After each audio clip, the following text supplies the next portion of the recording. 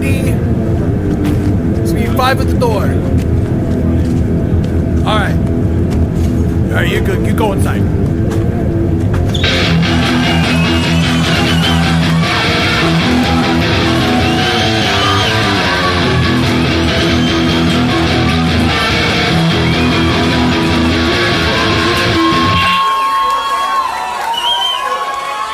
Good morning. I have Gray here from. All right, hold on. I've got a whole list of things I gotta. This is okay. So she's from Savings. She's from Dog Sees God. She's from Dot Work and Thursday Marks Fall. All Did of I? the above. Is that it? Is there anything that I missed?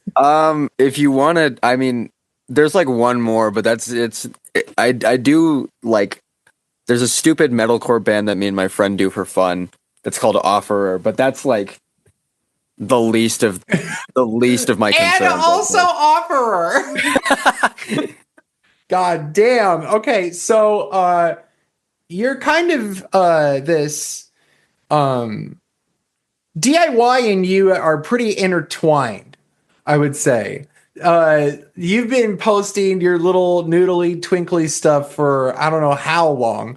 When did you know that you were good with your fingers like that? Like, when did you know that you wanted to like do this whole thing? Well, okay. I started out as a drummer, so that's like my forte. I've been drumming. Like you drum in Savings for sure.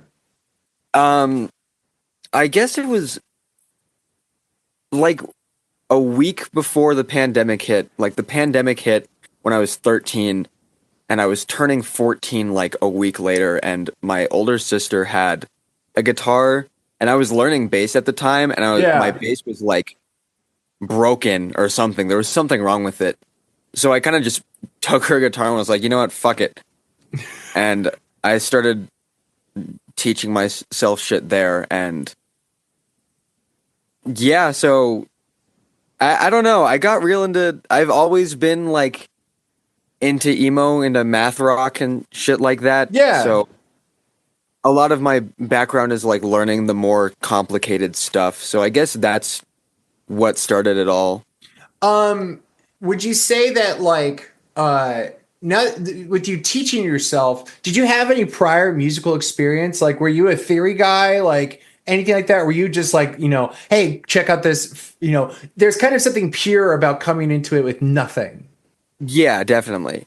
I mean, like, I knew what a power chord was, and I knew how to read tab.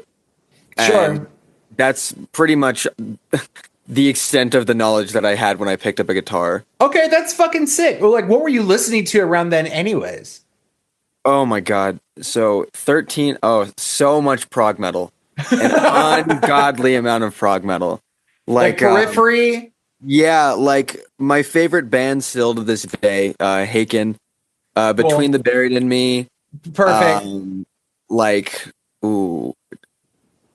Yeah, one of the first riffs that I learned was Prequel to the Sequel by Between the Buried and Me, which is not a beginner riff at all. And I played it like shit. I played it like shit for like 3 years, but I kind of just forced myself to learn it because I was like, well, if I'm going to be learning the hard shit, I might as well do it now.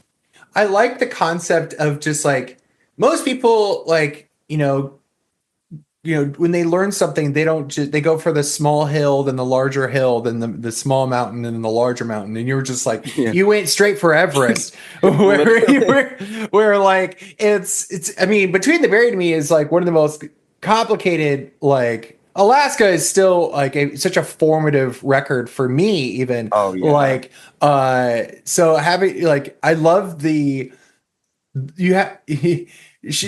has the balls to go for this. Yeah.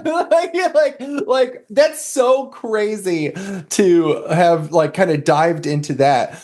And over the course of like the last 5 years, then do you still listen to a lot of prog metal, or like have like your shit's like changed because you've gotten so like ingrained in like this, not just emo itself, but just like DIY itself? Yeah, it's definitely shifted, and it was at the time it was like exclusively prog metal, but now it's a much like larger plethora of shit. Because like I said, Haken is still my favorite band of all time. Yeah. When that Dog Sees God stuff like comes out, you're gonna hear so many drum parts that are ripped from Blake like directly. So it's definitely still like in my pocket. I'm still finding new prog shit, listening to the old prog shit that I was, but it has definitely expanded quite a bit.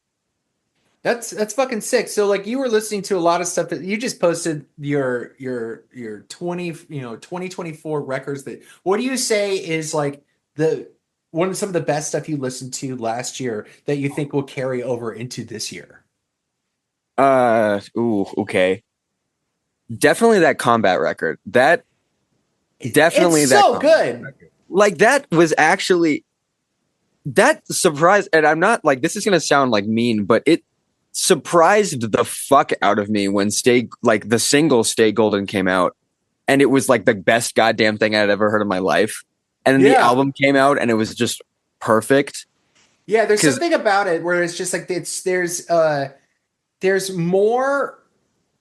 I don't think it's an emo record. It's not an emo record to me. Mhm. It's this weird kind of Jeff Rosenstock like DIY thing. Like I played Fortnite with like the mate with Holden, and he just Mhm. comes from like this weird, crazy background where he's like, I think he had said like something along the lines of like it's just he wanted to do a fast record. That's all it was. And it was and so like you mentioning that is just kind of making me relive like what it was like listening to that Stay Golden record where everyone used to talk about Combat. And I never really listened to him. I just kind of heard about the Bastion, and then Stay Gold came out, and I was like, "Wait, this is what everyone's talking about? Like this almost Yeah. post-punk, speed punk thing that is this New Jersey, it's this Baltimore thing. It's so weird. It's so cool. It's so fast, and the album flows like perfectly. It's Yeah. so like, and not like their other record is a very fucking solid, phenomenal record. But I do think that Stay Golden is like just an explosion of talent from everyone in that band. Yeah, I think that like from front to back, it is so just it's kind of overwhelming to me to listen to. Like as someone that like, was like, okay, cool, I'll dive into like this new thing. And they're like, and it's fast from the get-go. It's I have a hard time like knowing when because also isn't it like 14 songs? It's a long fucking record too. Yeah. Despite how many how fast each stuff is, and there's so many different parts and like everything's just so high BPM. It's very overwhelming and overstimulating to me. It is like the perfect ADHD record. Literally. And there are two of those songs are like 10 minutes long, and then an equal amount of those songs are like less than a minute long. Yeah. It is just so all over the place. Yeah, I think that they were like the big surprise. I agree. They were like the big surprise for me this year. Yeah. Holden is like 2 years older than you. Yeah. And That was like when I learned that Holden was like 19, 20, I was like, oh my God, I gotta lock in. Yeah.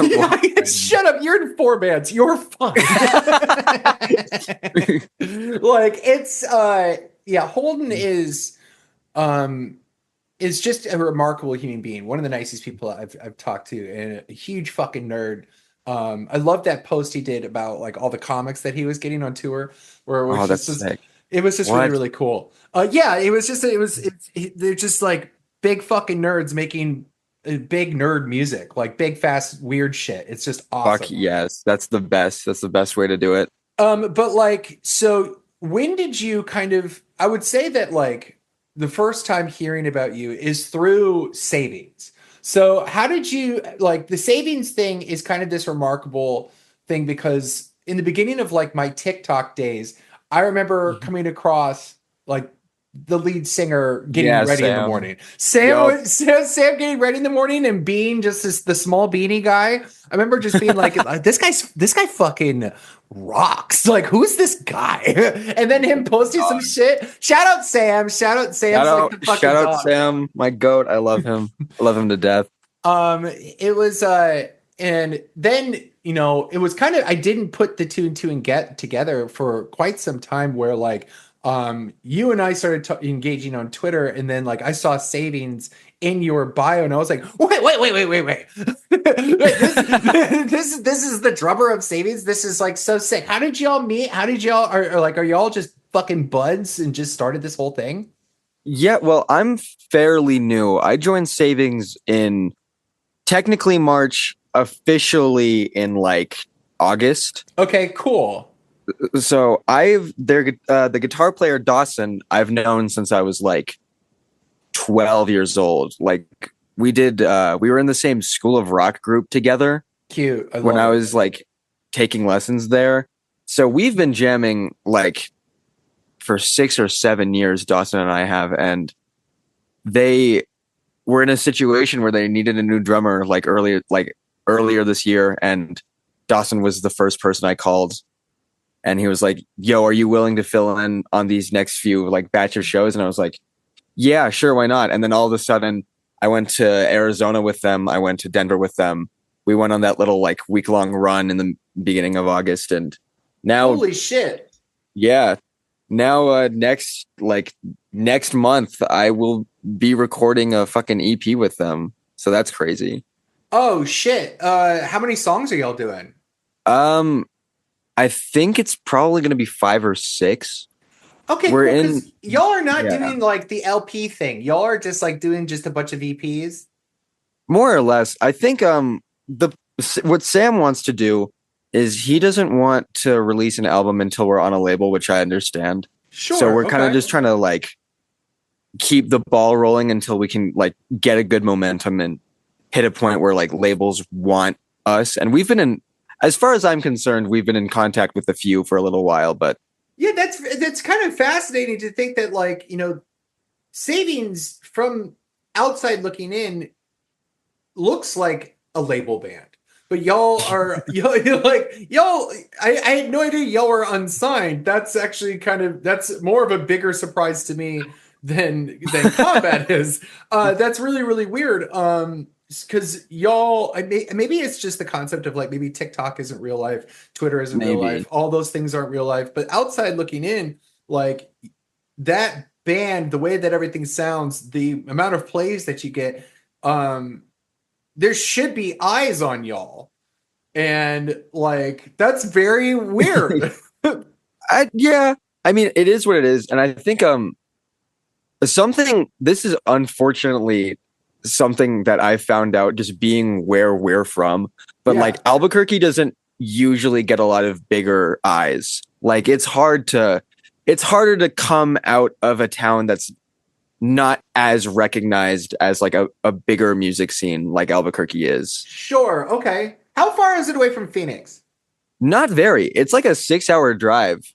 That you did just say 6 hours. That's still ridiculous. Okay, that's true. It's not the worst thing in the world. True. Okay, so like it's there. Would you say that there's the relationship between Albuquerque DIY and Phoenix DIY because of like maybe it's the sparseness of like the Southwest? Do you think that they're pretty connected still?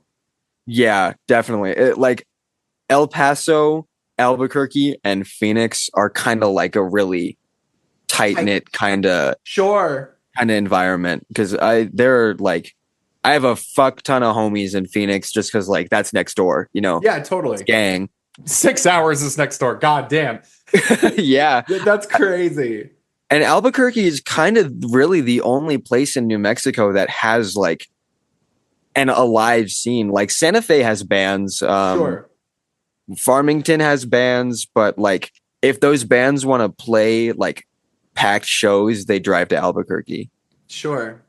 What would you say is like the so there's like in Tennessee, I'm in Nashville. There's like playing in Nashville is like the end of a journey of like level 0, level 1, level 2, level 3. And once you get like to playing in Nashville, it's like, okay, cool. Then you can start going to other big cities and doing other that. There's kind of a breakthrough thing. Would you say that like, what would you say is the city in New Mexico that is, in Arizona, that is like, or even just the whole Southwest is like that, the ceiling that you have to break through once you start playing in these places. we're like, cool, you can kind of start going everywhere in California and in Denver and all those kind of places. I think once you hit like either a Phoenix or like an LA show, you're gonna start getting like more recognized just in that general area. Like El Paso is honestly a pretty big one too, because a lot of bands. It's weird how big El Paso is in like specifically like DIY punk shit like that. Sure. Yeah, no, like I think that like when I think about like the Southwest, first of all, my geography fucking sucks. I can't even like think of like cities down there else because I like one of my best friends lives in Phoenix, but I always forget everything else that's around that area. To think that El Paso is even part of that. To think that like the only reason I know about the town of Albuquerque is from Weird Al. Yeah. And also to think that is LA even close to all that? Um, That's interesting and strange to me. not even.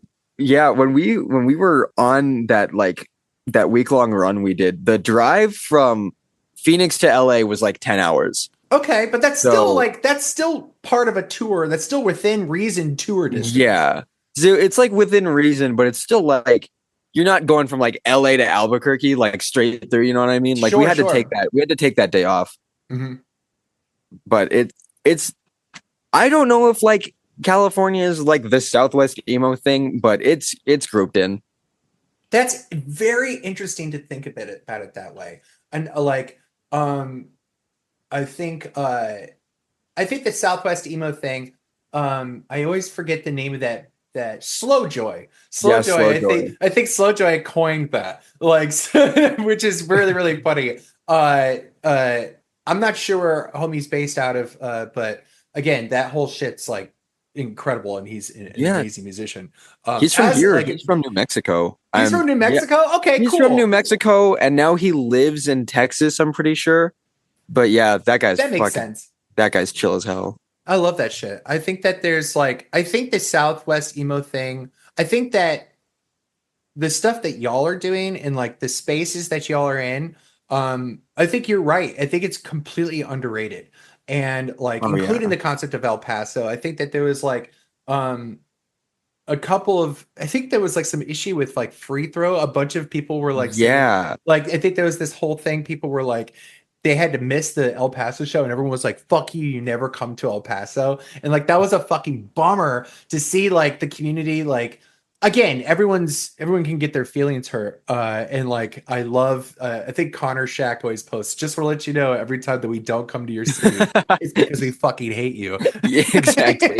Where it's like I think that El Paso, I think that El Paso, Albuquerque, Phoenix, all those places are not forgettable, but there needs to be like this more focus, more eyes on these spaces because yes, there are good bands here. Yes, there are people that are, they should be, they're as good as everywhere else. Yeah.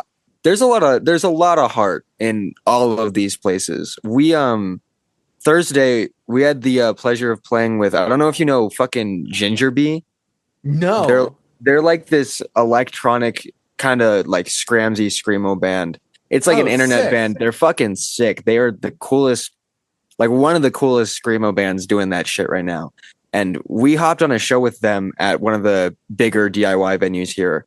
And all of them, it's like a 6-piece, I want to say. And all of them came up to me afterwards and were like, this is like legitimately the best show we have ever played. Which means it means so much to like me to finally hear bands that I have like so much admiration for and like respect for come through a town that I feel like is easily overlooked and then be like, wow, this shit rules. That's how I felt about Oklahoma City. When we got to play there, it was there. Hey, I'm going to spill some fucking beans here about Nashville. Ooh. Nashville is not like, I love Nashville. Nashville music rules. The DIY spaces are great, but I feel like because there's too much. There's too much supply, not enough demand. You can go see Wow. music every fucking night and you can see good bands every fucking night, but no one has that kind of time. And because people come through here all the time, there's no like necessary, oh, I gotta go and go catch this band. They're probably gonna come back in 6 months. So like it's Yeah. because everyone comes through here thinking that this Mhm. is like the place you have to go to. So I think that like in Oklahoma City, and I bet it's the same thing in all those Southwest towns where like the community is like, oh, thank you. Thank you so much for coming. We'll all come Yeah. out. We really appreciate it. Yeah. Like Oklahoma City was just like that was incredible to see like a community come out like that Mhm. because it's like, hey, maybe someone's not going to come through here again. We all have to go see them. But maybe it's a new mecca right now, so maybe they'll get a little bit more supply and the demand will go a little bit down. But like, thanks to Red Sun and like Ben Quad and everything. But Mhm. like, it's nice to see or hear about. And I'm kind of jealous about it where there's these nice cities that are grateful for people coming through. Where Nashville is definitely not that way.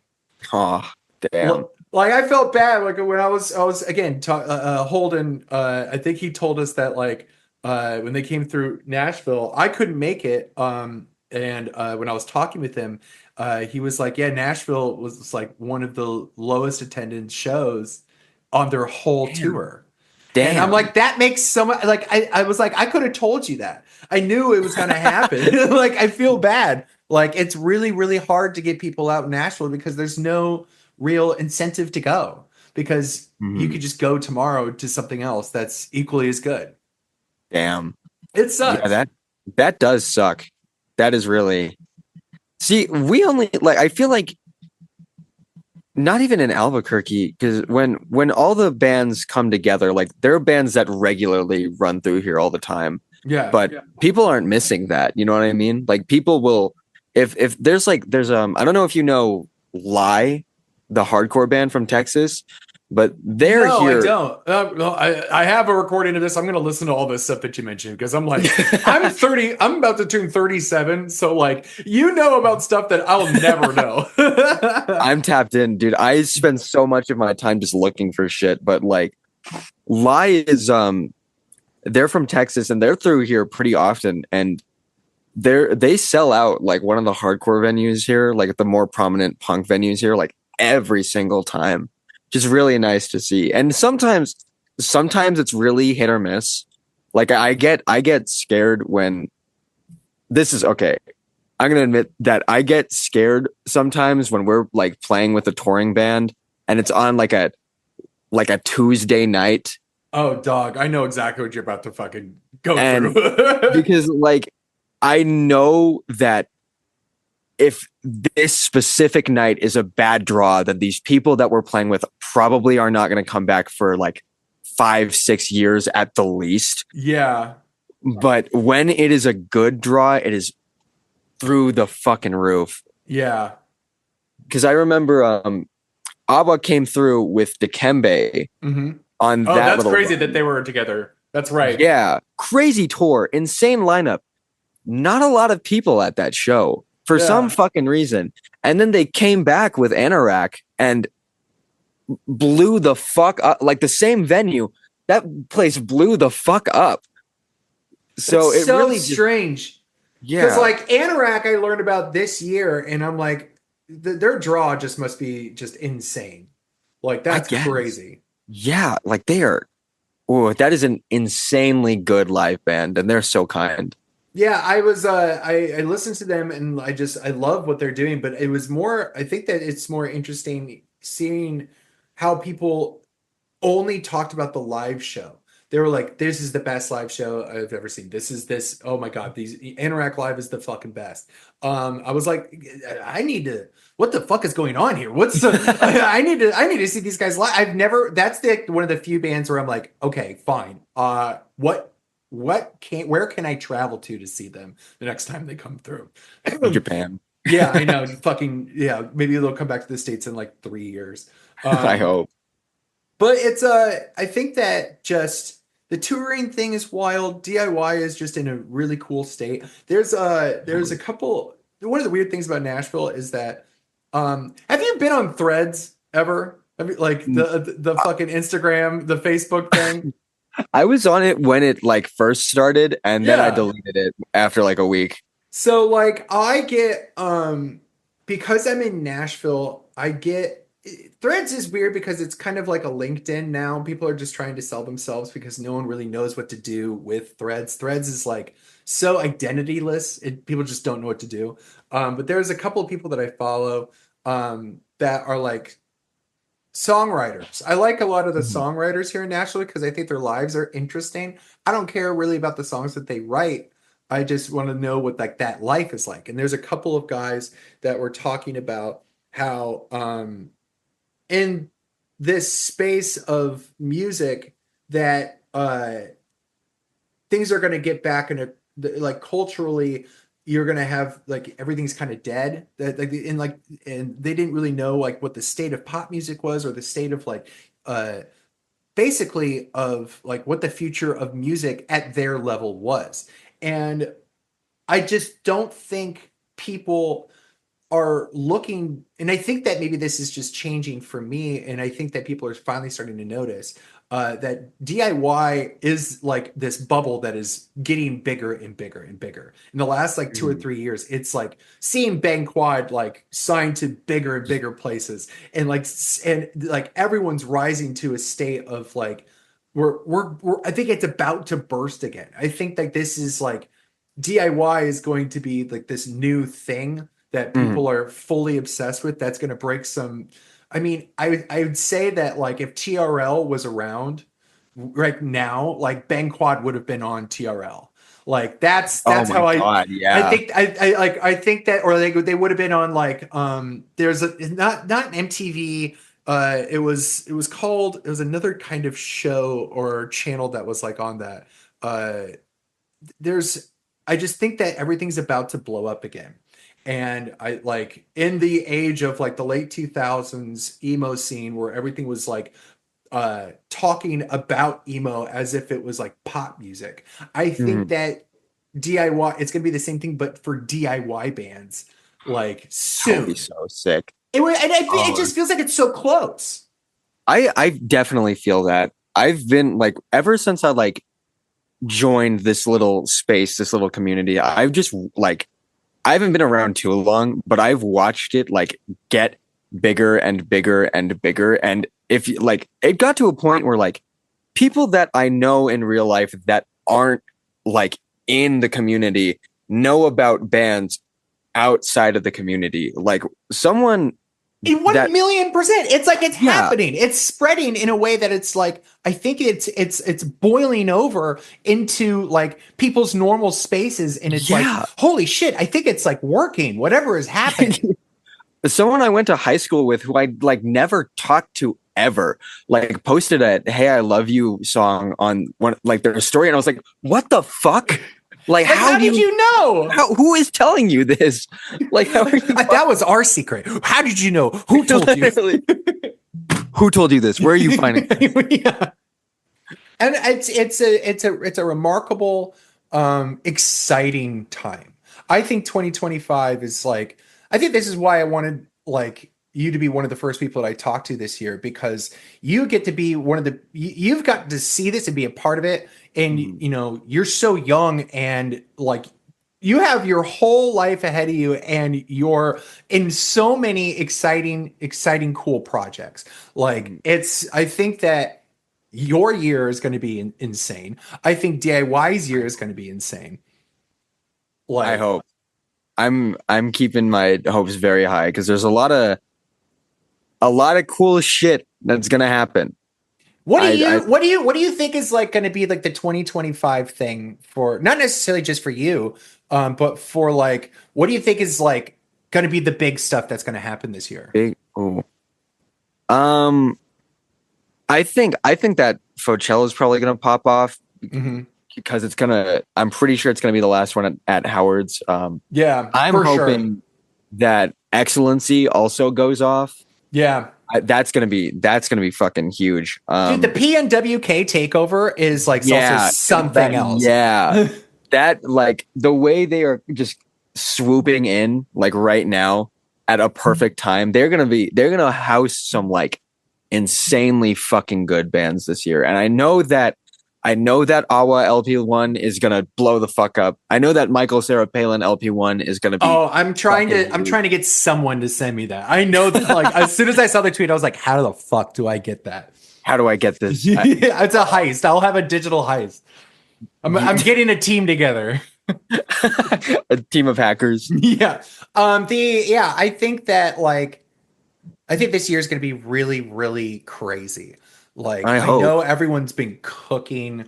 All the people that didn't drop last year are expected to drop this year. And all the people and there were some great, I think 2024 was like one of the best years of music I've heard in like absolute years. When we had to make our lists, was it fucking hard? It was it was a nightmare for me. Yeah, that's why I did the fucking 10 by 10. That's why I had to do 100. Because I was like, I remember in October, I was thinking about this and being like, okay, I have a pretty solidified list. I think this is like the definitive top 10. And then some of my friends were like, nope, this album is coming out and this album is coming out and this album is coming out. And cool shit just nonstop the whole way through the year.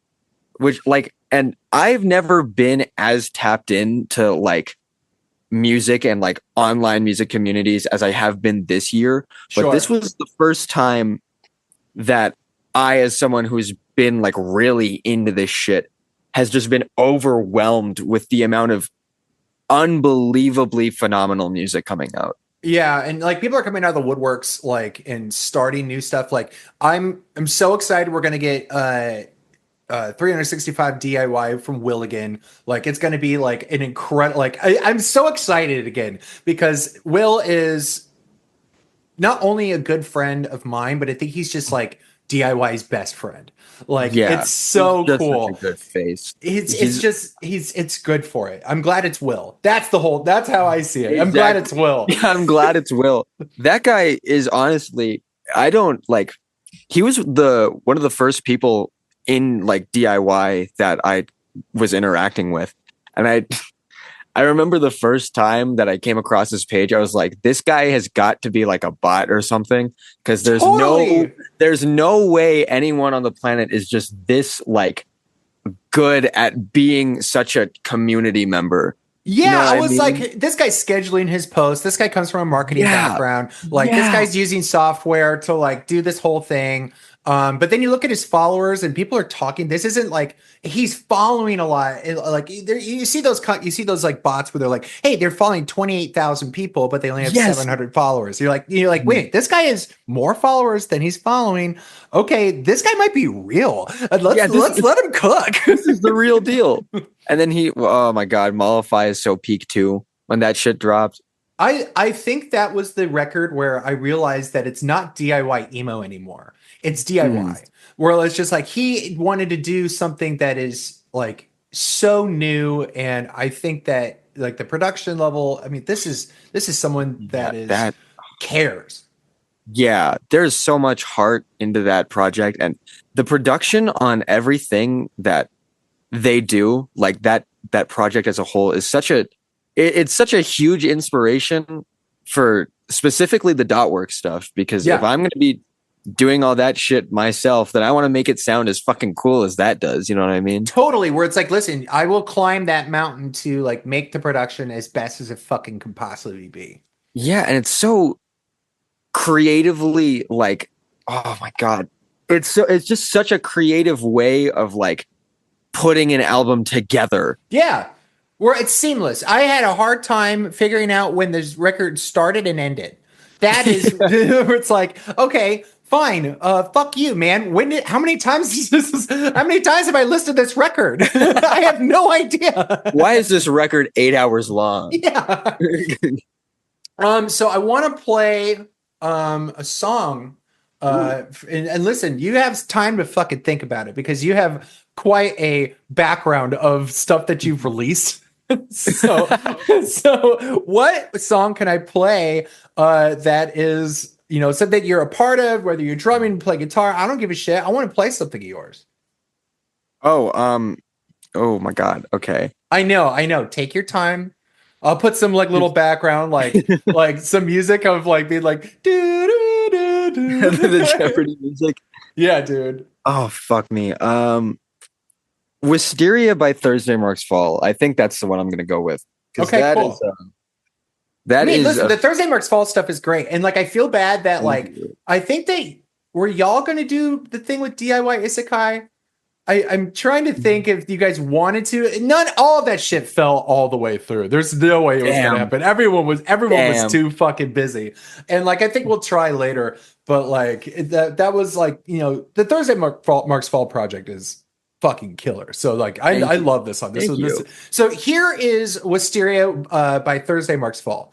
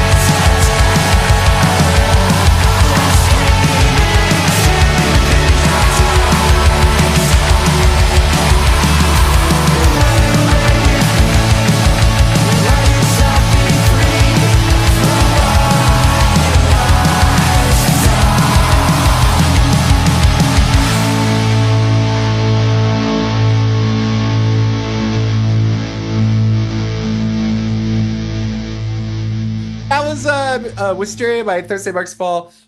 Gray, you are a fucking legend. Thank you so much for hopping on this. Yeah, thank you so much for having me, man. Absolutely. So listen, I hope you have a wonderful rest of your year. You got a bunch of shit that you got planned. If you need anything, I'm always here to fucking talk about new stuff that you want to like. We could do 100 podcasts. You're one of the coolest people I've met in a while. Aw. Hell yeah. But listen, yeah. have a good rest of your day, okay? Happy New Year, man. Happy New Year. We gotta like get something going. We'll figure it out. I'm excited. It's gonna be and maybe Coachella. We'll see. And I'm not saying anything yet. Hey, maybe I'll fly out. Yeah, maybe I'll be there. Maybe I won't. All right. Hell yeah. Well, listen, we'll talk to you soon. Okay. All right. Thank you so much, man. All right. Have a good one. You too.